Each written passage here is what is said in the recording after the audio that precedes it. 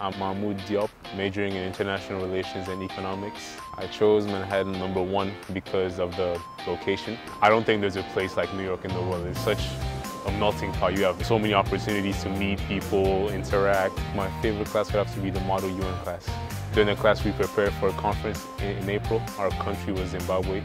And then we later went on into Midtown, the UN, for a conference, getting up, speaking in front of nearly 2,000 people, interacting with people from Spain, from Argentina, Nigeria. Overall, it was really eye-opening and enriching experience. I'm involved in the Muslim Student Association. I'm a part of Catholic Relief Services. Islam is really similar to Catholicism.